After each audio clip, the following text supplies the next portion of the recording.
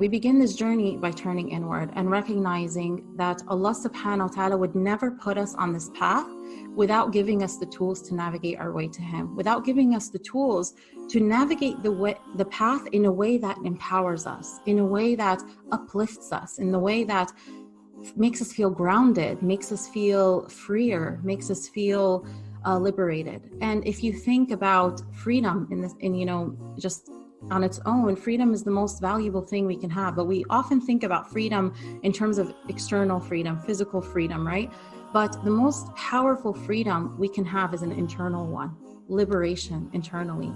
To be liberated from the shackles of the world, to be liberated from falsehood, to be liberated from the influences of society and people, of anything that is in opposition of what our Creator wants for us, to be liberated from the tricks and the tactics of shaitan and his influences.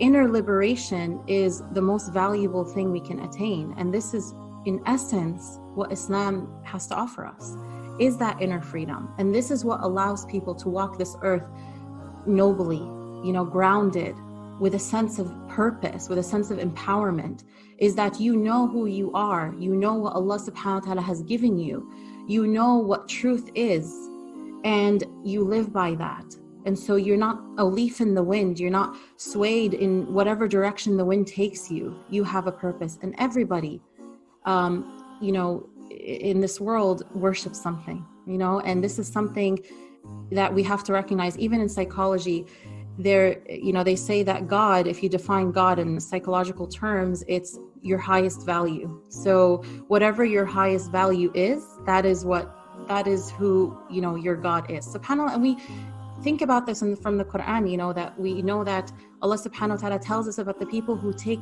their desires as their Lord. So everybody worships something. And it doesn't matter, again, whatever level you're at spiritually, it doesn't matter if we already know this.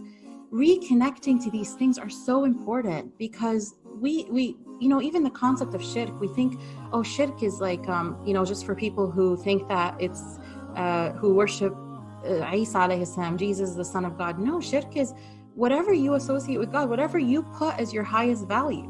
So for many of us, especially in the world we live in, that's very nafs driven, that's very ego driven, that's very desire driven. Many of us have, even though we have done the shahada, even though we pray 5 times a day, even though we fast Ramadan, many of our moments can be about putting our desires above Allah. Many of our moments in life can be about putting our egos above Allah, putting what we want above what God has commanded us, what He wants for us. So this is why this work is so important, regardless of where you think you're at, and we always should be striving to unveil and to grow closer to Allah, because this is a journey. And the whole point of this journey is that we go back to Allah subhanahu wa ta'ala with Him as a priority, with sound hearts, with whole hearts, with hearts that recognize, with hearts that worship Him solely. And everything else becomes a means to Him. And this is the essence of Tawheed.